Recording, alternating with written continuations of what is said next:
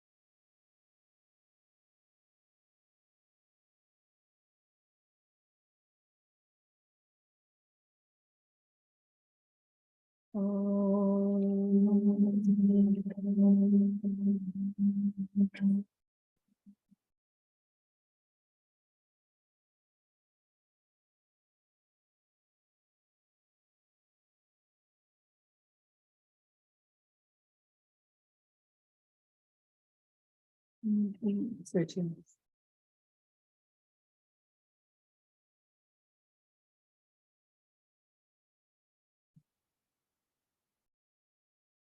During the meditation, what occurred to me, because the mind, who knows what to do with the mind, right? It's like, it just keeps going. It's like the Energizer Bunny.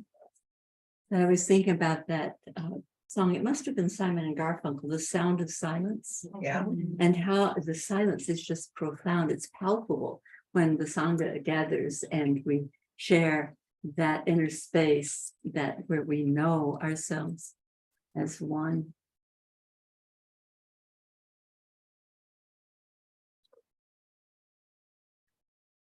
The fundamental distortion in our experience comes from a universal lens that, or just to blame it on somebody, we can blame it on Adam and Eve in the garden, right? They're good ones to blame it on.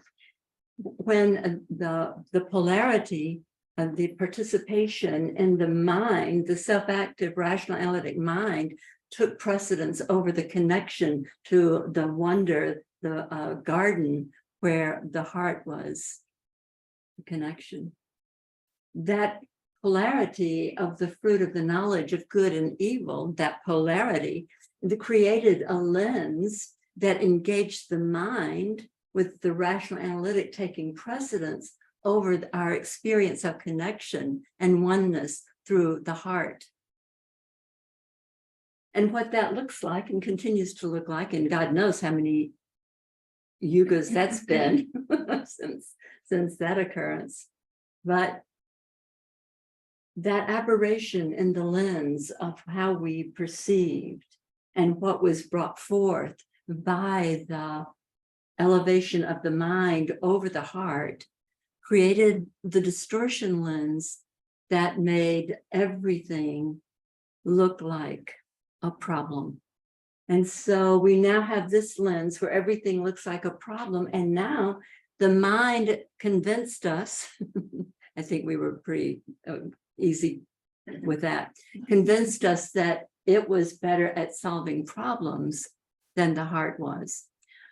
The reason that the mind had to take that precedence and take that position was the heart doesn't see problems. So in the experience of separation and the elevation of the rational analytic mind into the seat of perception, decision, and what would that seat, the dominant seat, right? The dominant seat, the rational analytic, the equations of good and bad, right and wrong, the polarity. With that lens in place, now everything looks like a problem. And this is the way that the rational analytic, the mind, the self-active mind, gets to run the show.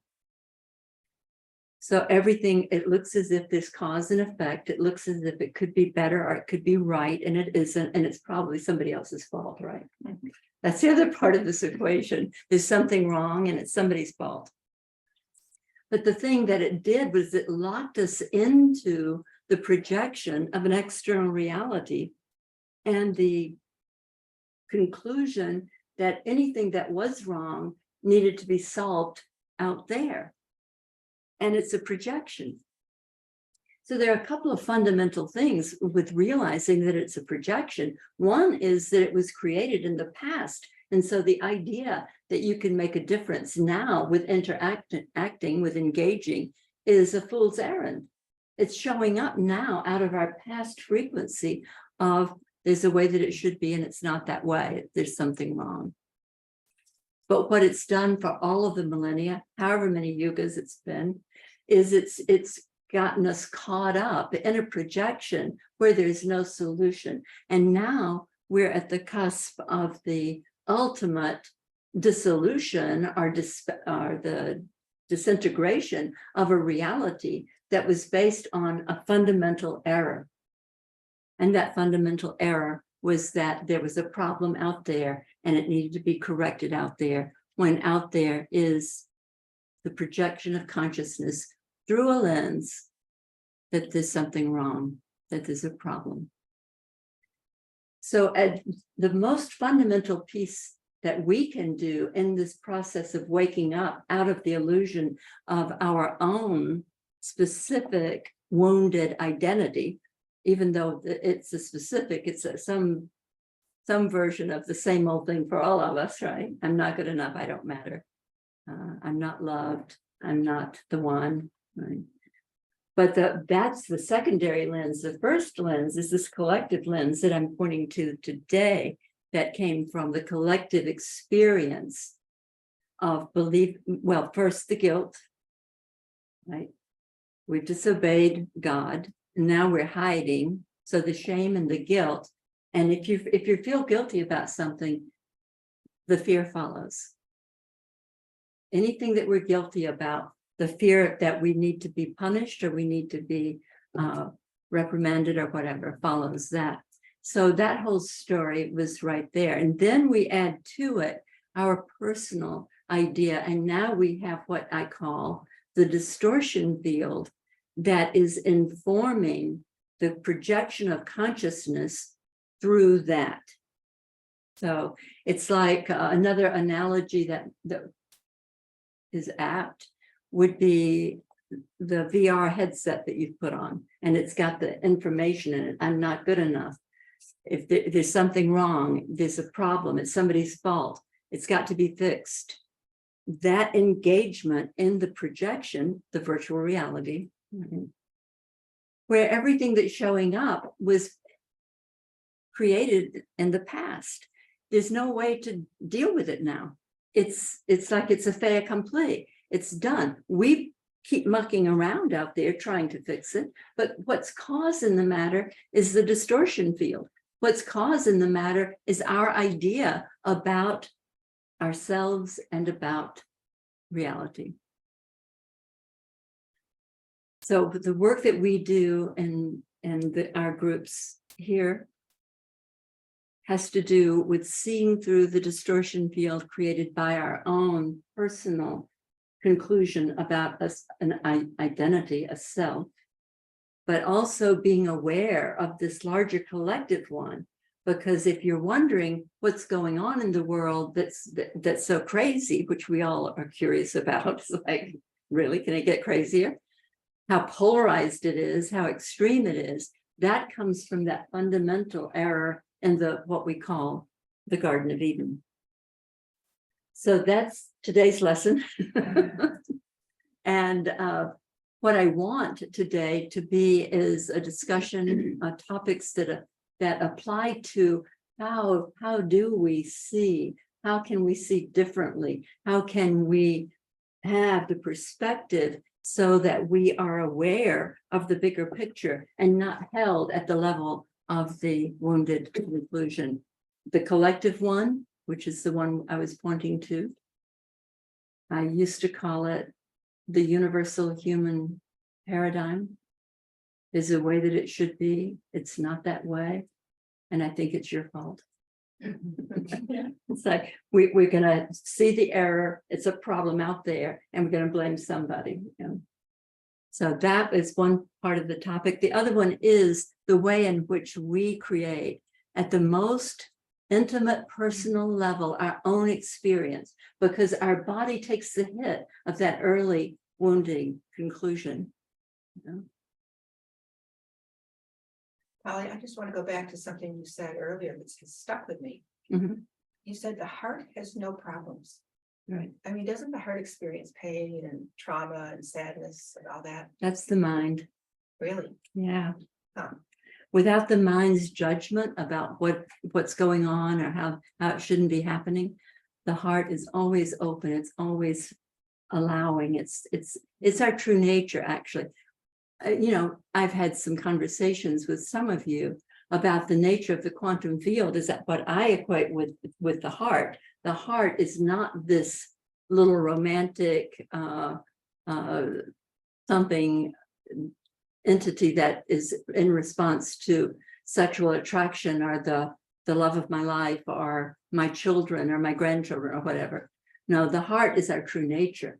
So it's a little bit different definition, but without the overlay of the story, this is straight Byron Katie, which if without that story, there is no suffering.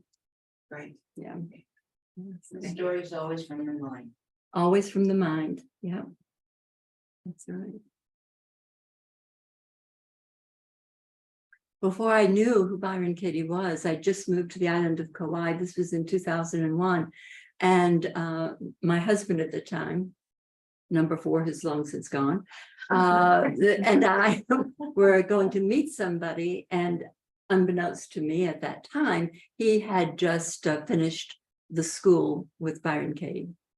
And so when we were talking, we're getting to know each other, we're sharing stories, we're talking, like, I'm good with stories. I'm like, I got some stories, honey, And so then he said to me, well, I told him the story of my son's suicide. This is my very best story, right? Come on. Then he says to me, and who would you be without that story? And I thought, I think I'd be boring. Oh, wow. Because I didn't know the context that he was asking that question. Later on, that became the question that I asked a lot of people also. But our attachment to our stories has to do with everything that we do to try to justify, enhance, give importance to our fear-based, unhappy selves. And so the mind has no answers, the heart has no questions. The answer is always love from our true nature. It's always connection. It's always always authentic and peaceful in its expression, but only if you've started to clear out the error of an identity that has imposed upon you a self-concept of not being good enough or not being loved or not being cared for.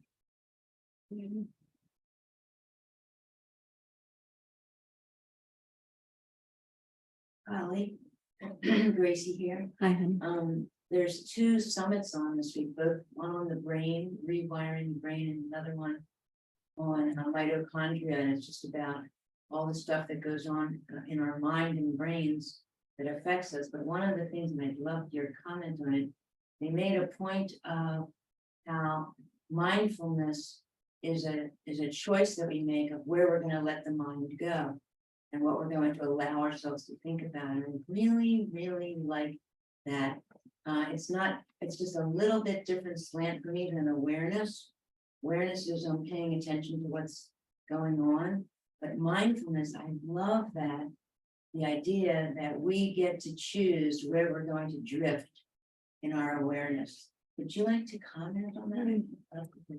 Yeah, the awareness is consciousness. It's like, it's what is, and I am that. And that's just so that it doesn't allow, or it doesn't call into play objects or conclusions or anything. It's the awareness of everything, the awareness of my woundedness, the awareness of my my stories, the awareness of my awareness is awareness, right? As we identify with that and become that, we start to create the dynamic that we're calling detachment, which gives us options about what you were pointing to, which is what to bring in, right? It's like you, as knowing yourself as awareness, have the position to make choices, be choiceful about what you allow, right? Awareness is the overarching. It would be, it's in my way of talking about it, it's equivalent with consciousness. So it's the sea we swim in. It is what is. It's everything. It's the awareness. And everything else is an object, actually. And so we have access to objects, whether they're a table or a relationship or a life story, whatever it is, everything except awareness, which is who I am, who you are, is an object. If you can see it, if you can move it around, a thought is an object, right? So this is a category that can be a little slippery for people. And I don't think I addressed your question. But the thing that we can do is to start to use awareness to observe what's going on in our thinking mind, right? Or what's going on in our worried heart, our emotions worried. But awareness that's the pure gold. That's our true nature. That's what everything. I mean, one of the fundamental tools of the teaching that I do is if you can see it, you know that you're not it.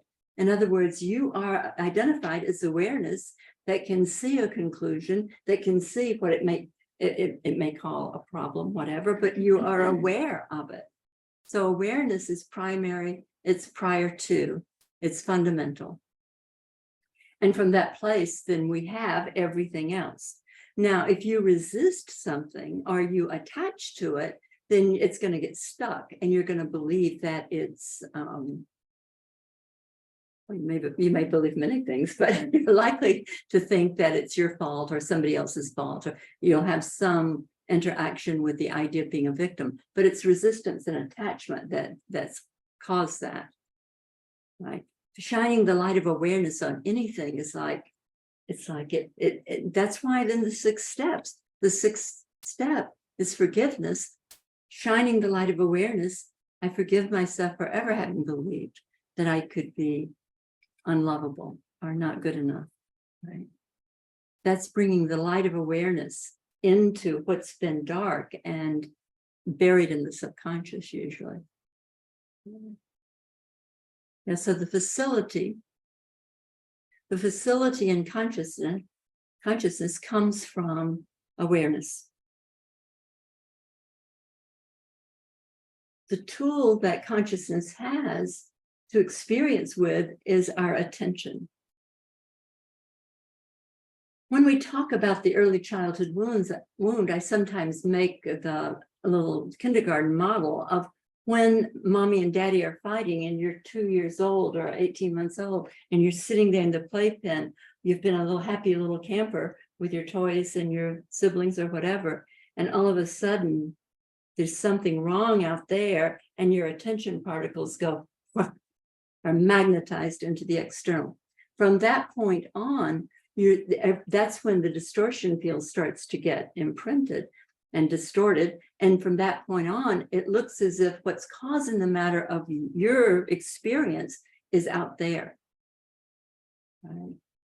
So that's another aspect of this this topic of how do we engage with what the things that appear to need solution, when in fact they just need to have the lens of perception cleared.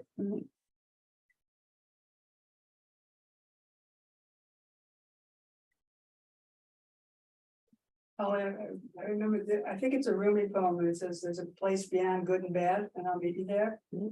And it always really struck me, and thinking about this Garden of Eden and being born in sin, and looking at a little child and knowing that's totally impossible. But we all somehow bought it for so long. Even the parenting classes I used to teach when I was, working in elementary schools came from that, spare the rod, spoil the child, all of this, yes.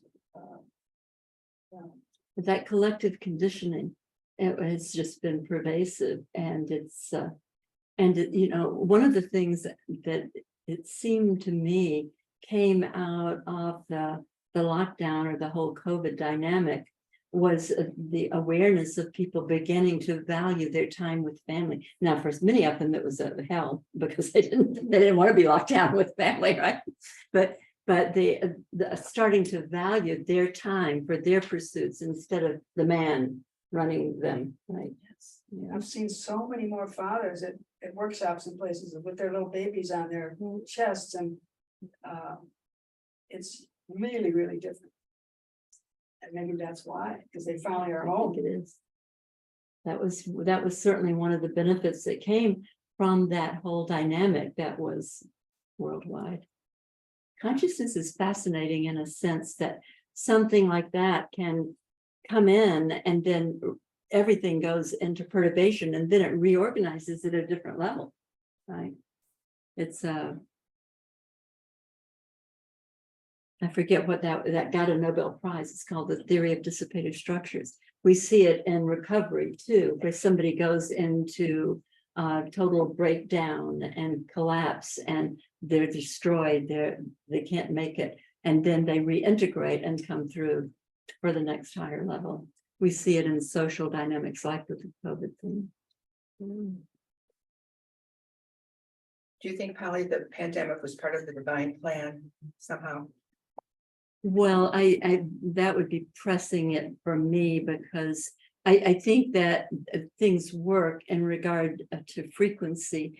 I don't like the idea of an overarching deity who seems to have some kind of imposition of a plan, because I don't think that's accurate. I think everything has been put into play and then it shows up however it does. Right. And in that sense, it was catalytic to a shift in consciousness that it certainly had its downside too, but also had this possibility of what is my life really about? Asking the hard question, because when you've been indoctrinated, the inoculation was with the in quotes American dream, right? The 2 cars and the job with jobs or whatever, and all of that kind of external reference. And so the shift in values that came from that is a good outcome for sure. Yeah, that was on the plus side. Yeah. For sure.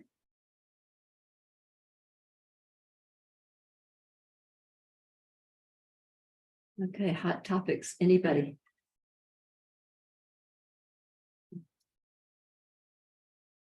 So you know the name of the book I'm not going to write. Yeah, we do. What if nothing's wrong? It's not Dallas without the sex. No, it's not that. It could be, though. It could be. Yeah, the realization that what we experience is so dependent on how we see it. How we see. And if it's through that distortion lens of our own woundedness or the collective woundedness of guilt and separation, then it will show up as something that needs to be fixed. Does it make sense to all of you that what's showing up in this external reality was created in the past, and it's the idea of working with it now is, like, as I called it, a fool's errand? I often get arguments about that.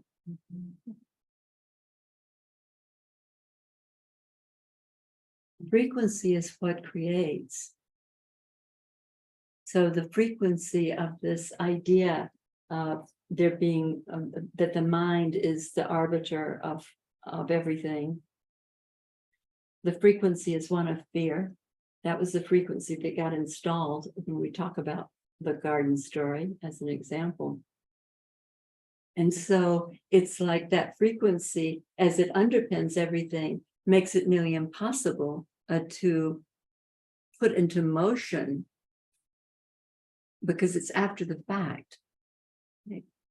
It's by the time something shows up in the external, the frequency of fear for the collective, this is not true for individuals necessarily, But the frequency of fear for the collective is what is being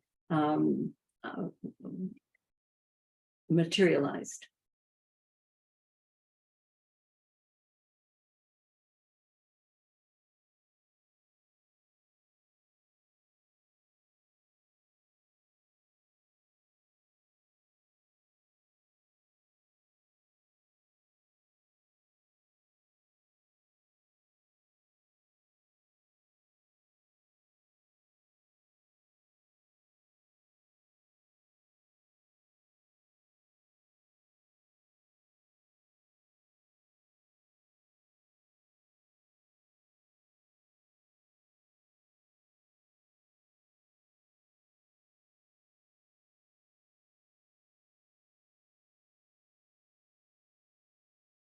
So Linda's asking if you can say more about that.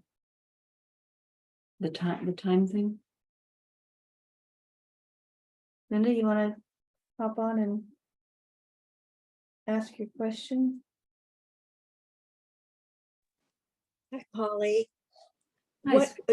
What you were just saying, I'd love to hear more. What you were saying, how the frequency, creates the scenario in the collective, Right, and it's already passed. right. Right. Can you just keep going? I don't really have a question. I'm just Yeah. like, Well, the Yeah. whole thing about time being linear sequential, when it really is, that's not the nature of time. We experience time differently according to what's being, what's looking like out there. But what is showing up out here? It's like maybe the best science would be like the double slit experiments. When the light wave is measured by the scientist, at that point, it impacts the screen, right? So when we, out of our consciousness, are measuring, worrying, considering all the problems in our lives, we are impacting energetically all of that, and then it shows up as something. And the way we're going to experience it is that it's showing up later. What we get bogged down in is trying to deal with something, like I said, that was created like with fear, like concern, like that, and like early on, it may have been created with a concern about relationship or life path or money or whatever, and then all of a sudden we're in the midst of something that carries the frequency of what got installed with those early concerns. So the bottom line is to be aware of what your inner condition is, so that if it's being caught in a frequency, it's not in order to blame yourself at all. It's like, this is where access is.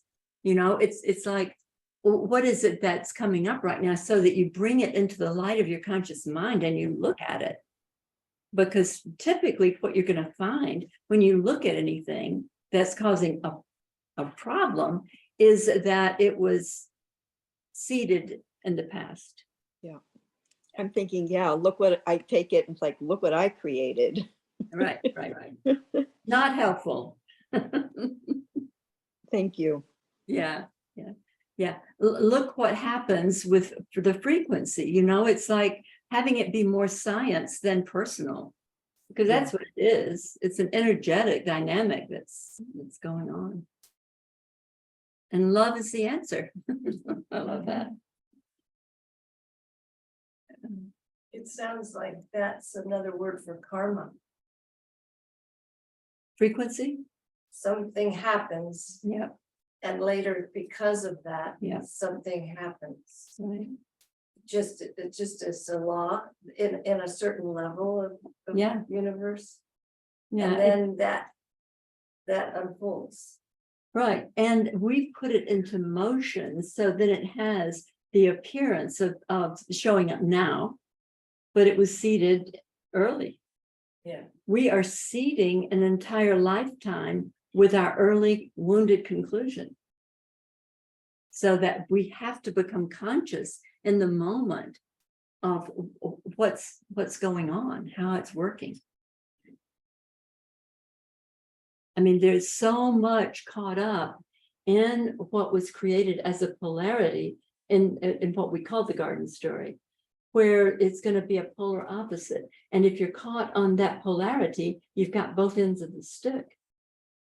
And so the minute that you're the good boy, you're worried about if they're going to find out about when I stole the offering out of the church plate on Sunday. I mean, we're caught when you're caught there. That's what's created this collective dynamic that we've got going on now.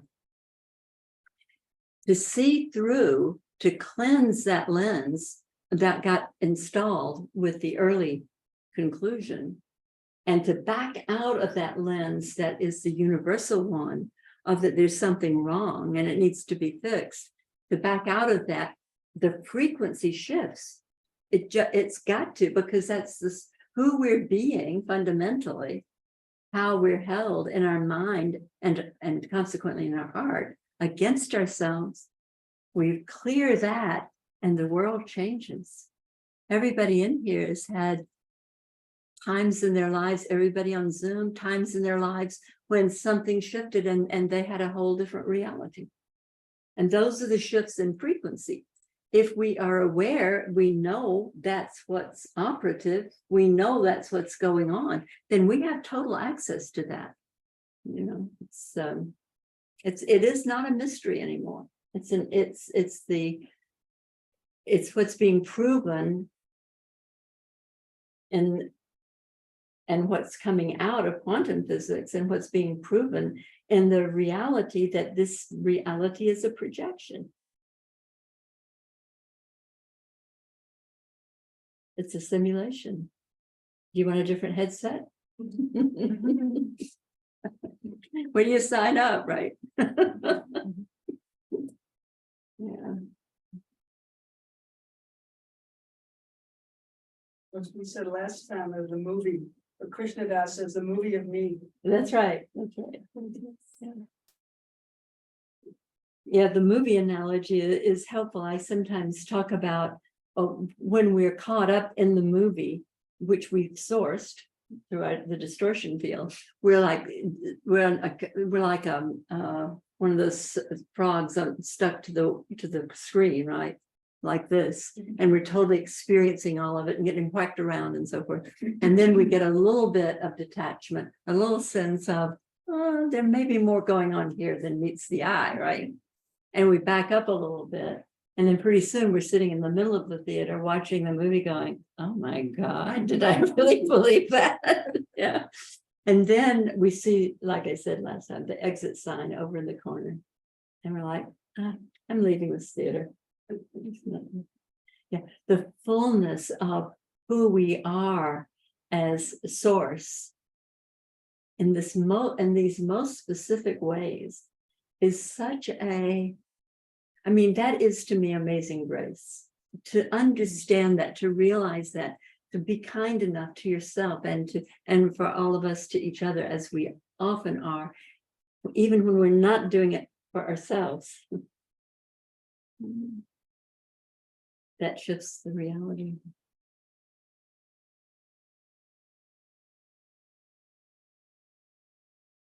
Yeah, time and space are the illusions.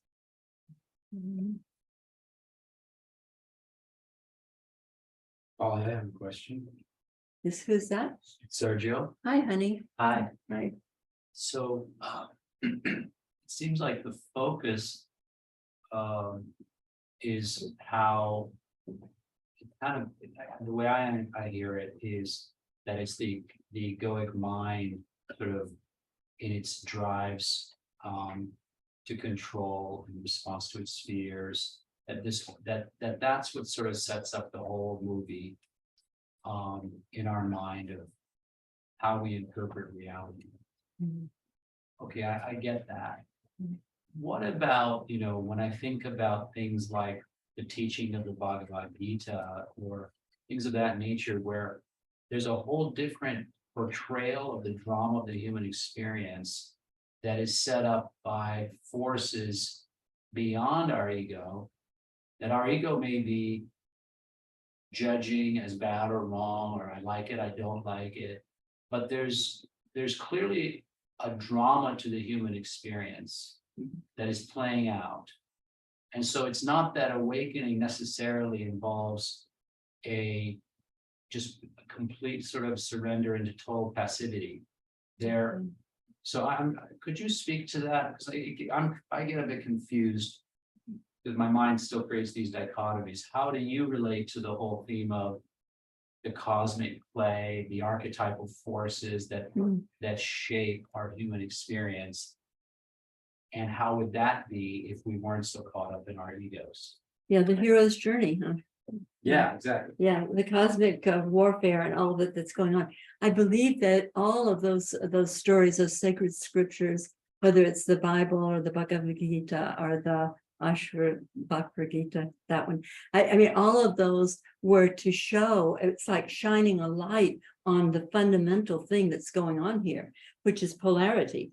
You know, in the, like I point to, because we're in this basically Christian part of the reality, we're not in the Hindu part, the story in the Garden of Eden, the Genesis story. So I think that all of those things are information to help us discern, you know, these kind of apparently cosmic dynamics, right? But the thing that happens when you do have the experience, and most everybody in here has had some shifts in consciousness that have led them to a different way of experiencing themselves, their relationships, and their world, right? So I believe that all of that has great information for us in terms of the larger cosmic dynamic, but that all of that is still the projection of consciousness through fear. Right? And I don't think that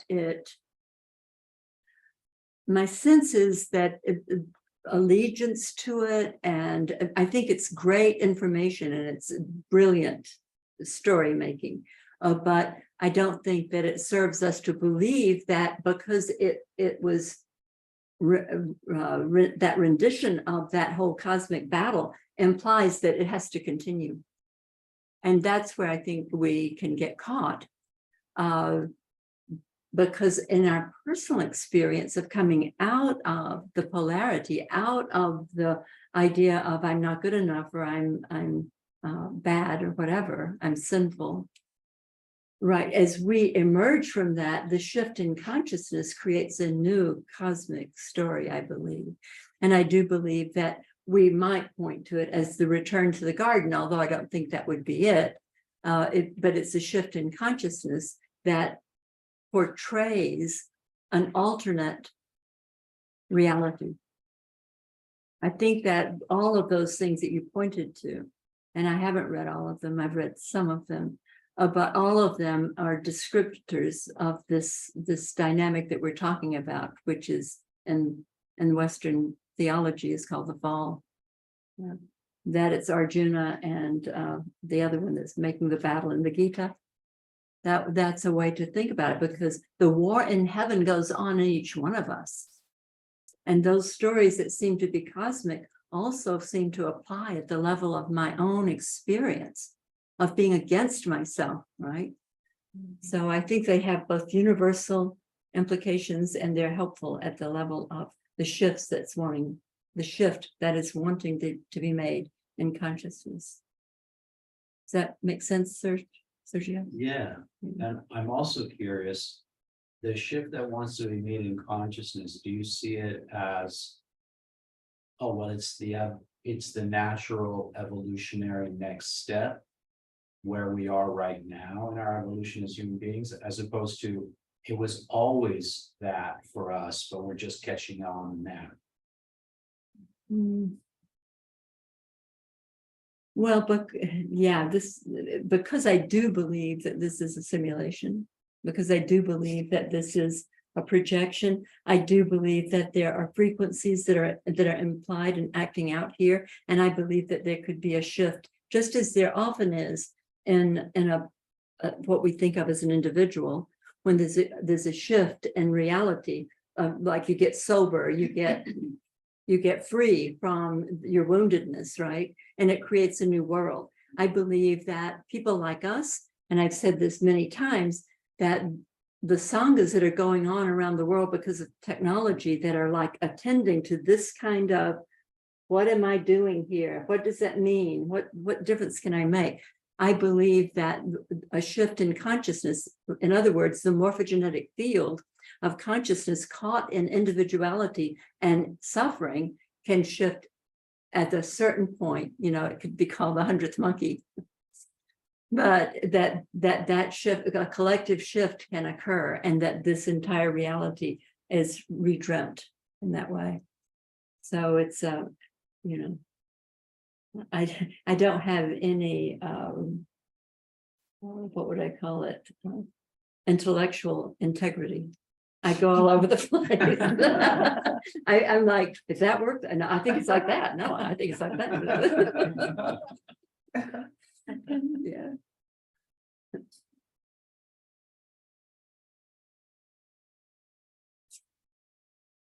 Yeah, we're all, if we handle this, you see, we have access to it in the most close-in way.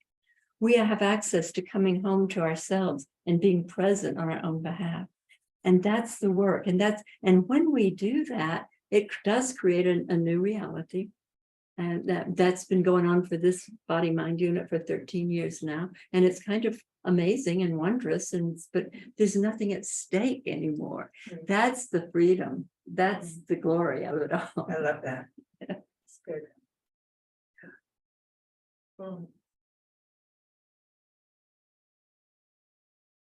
But I have as much mind curiosity, and I'm into mind candy as any of you, I can promise you. You know, most of you who know me well know how widely I read and am curious. I don't read anymore, I listen. The reading went by the way.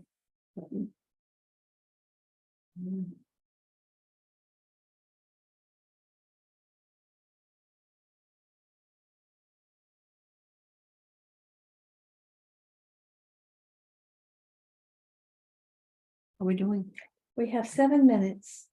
a 7-minute truth telling? Who's up for that?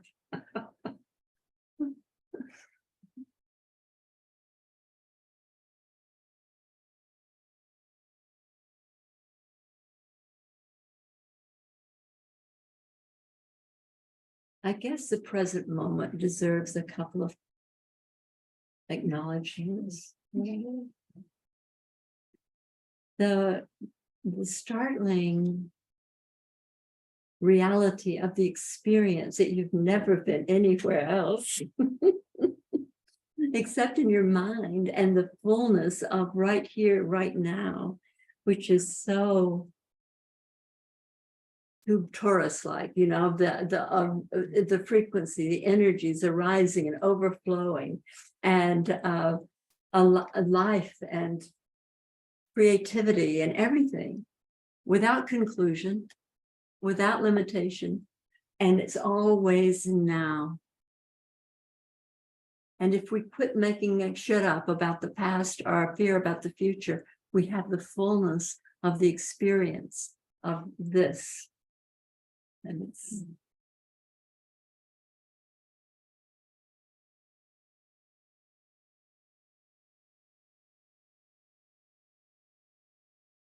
well, now it didn't even take 7 minutes, did it? There's no time anyway. Thank God. That's why I have you there. Watch it. What time? Who knows? I just had an idea that love can be scary. No, because of all the not feeling love, that when you finally do, it's like, what is this? And there's something scary about it. And part of the healing is being able to accept more of that love. It's kind of what I'm getting these days. That's really beautiful, Patricia. the experience of all love is self-love, basically, and coming home to one's own heart on one's own behalf is it's like that's opening up the artesian well of it all. And then it's like, then it's the flow. That's especially a nice feeling if we recognize that the self is the one. All love is self-love. And all love is the one love that and it boosts it up yet another notch in wow. Yeah. There's only one to love. That's right, and it's you, and I am that. Yeah, the whole projection through the lens of our self wounding, our self denigration, our self judgment. But then we project it onto other people, and they appear to be unlovable. But the correction starts here. Just and when that is clear, that lens is clear. But all judgment. I always say this, but all of you know, all judgment is self judgment. And that fundamental self-judgment, like I'm not good enough or I don't matter, when that screen is cleared, when that falls away, then there's no separating, there's no more judgment of anything. All judgment is self-judgment, and that fundamental self-judgment of the early wounding is what separates us from everything, from our worlds, from each other, from ourselves. The screen is clear and then it gets foggy again. Yeah. That's the trick. That's the challenge.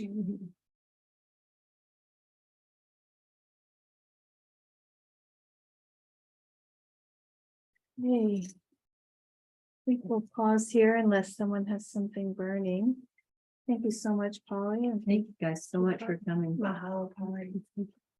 so we'll just take a minute to shift into meditation, and you're welcome to stay or go as you like.